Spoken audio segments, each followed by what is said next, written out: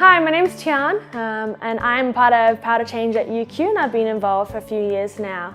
This year I've been on Media Conference, and it is up in Queensland, and one of the things that we do is we go out and we share with people at the beach, in the streets, and we just talk to them and find out more about what they believe, and if the opportunity arises, we share the gospel with them.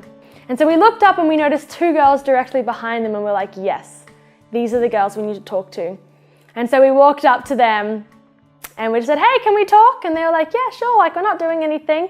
And so, we came and we sat next to them and we just started asking them about themselves. And they were in high school and they were best friends and they were just spending the day at the beach. And after that, we started asking them questions about their experiences with Christianity and what they believed. And they both kind of said, God could exist. We have Christian friends. We've gone along to youth every so often.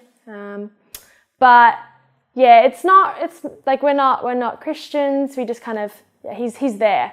So I said, have you guys, heard the gospel? Do you guys know what it's about? And they said, yeah, like we go to a Christian school, like we've heard it. But it's really like it's a routine for us. And so from there, we asked, can we share with you what we believe the gospel is? Just 4 points that'll take a few moments.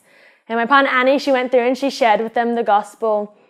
And, we asked them, we're like, have you ever had the opportunity to actually accept God into your lives?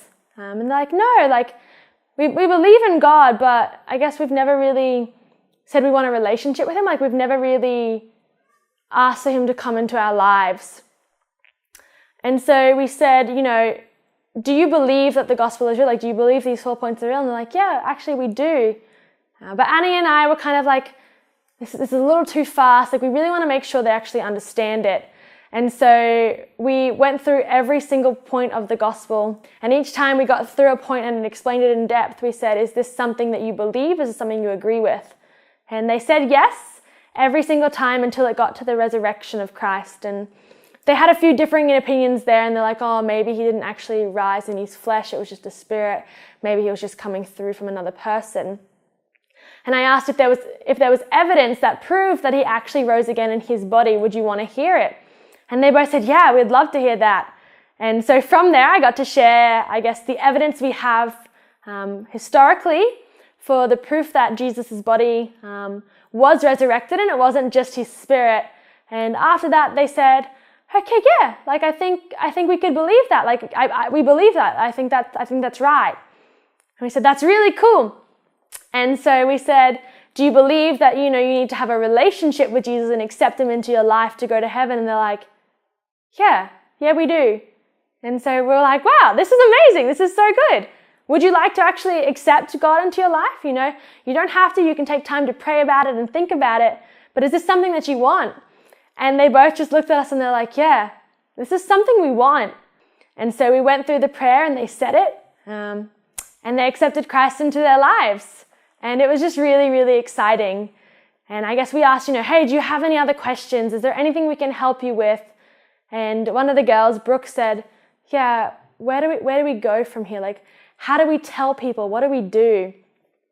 And so Annie jumped in and she's like, yeah, the first place to go is to the Bible. We really recommend that if you don't have one, you get one. We can try and get you one, but thankfully they both had them. We said, start in the New Testament, start reading the Gospels, read Matthew maybe, It'll give you a good idea of who Jesus is and what he did for you. We've shared it, but it's great to just get in there and understand it some more. And then we said, community is going to be really important, and we'd love to connect you into that, and tell your Christian friends, tell people you trust, stuff like that. Although they kind of knew about God and stuff like that, they hadn't actually been given that opportunity. And it was through actually prayer and faithfulness of the NYC team that we were able to go and find these girls and actually share with them and give them that opportunity to respond that they hadn't previously had. So it was really beautiful, and I'm really thankful for that opportunity.